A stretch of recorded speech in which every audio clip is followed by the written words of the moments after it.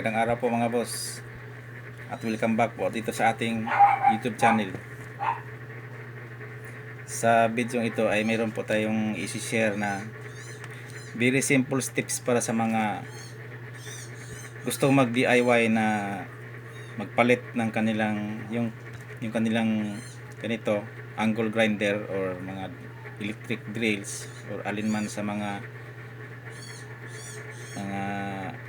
gamit na may motor at saka mayroon siyang carbon brush, kasi yung carbon brush napupudpud po yan sa katagalan, kaya nga kailangan po yan na mapalitan. Kung yung iba na sa mga marurunong na ay easy na lang po to, pero sa mga hindi pa at gustong mag DIY ay pwede panoorin niyo po itong video natin. Halimbawa ko itong angle grinder ay meron siyang dalawang carbon brush. Ito yung may nakalagay, may sign na ganito, saka mayroon siyang parang screw na opening. Mayroon din siya doon sa kabila kasi dalawang carbon brush po yan. Ang gagawin po lang natin ay bubuksan po itong, ikutin na po itong lock, yung screw na lock. Ito po yung pinakatakip ng lagayan ng carbon brush. Saka pwede rin siya sundutin na ganyan kung hindi siya maangat kasi nadikit.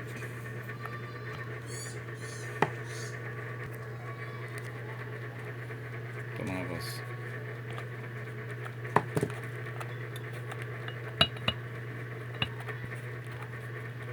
Yan.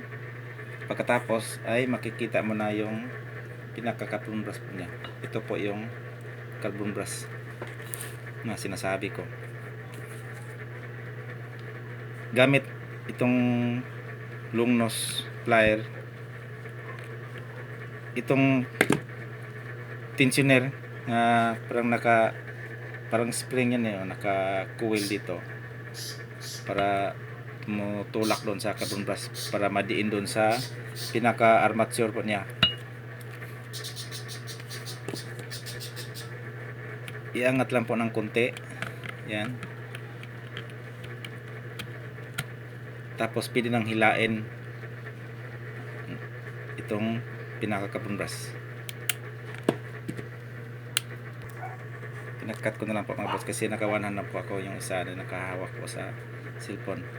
Ito na po yung naangat ko na yung carbon brush. Yan, mahaba pa po siya, hindi po siya palitin po. Yan, pwede pa po siya.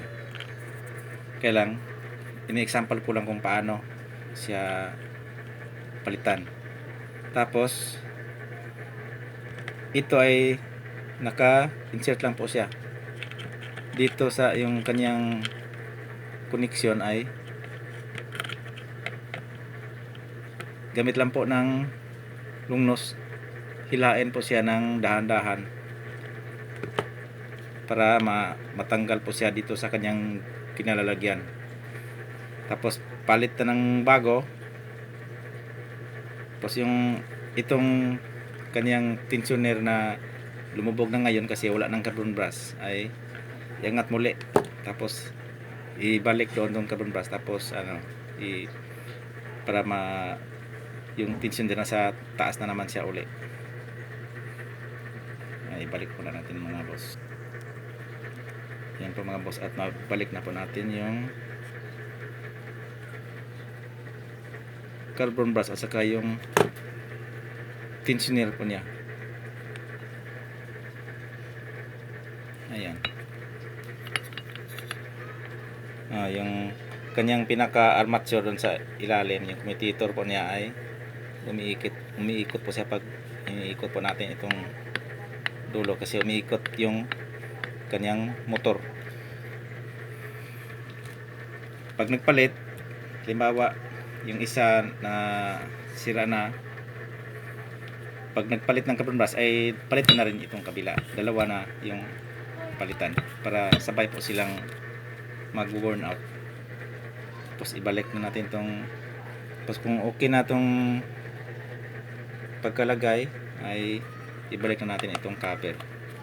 Yan. Saka itong tornilyo na lock. Tapos yan, higpitan.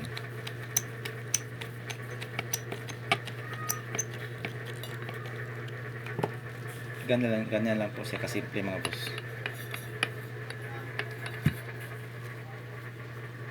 Ito ay yung simple tips lang po mga boss sa inyo, para yung mga gustong mag DIY na hindi pa nila alam kung paano magpalit ay ganoon lang po yung gagawin.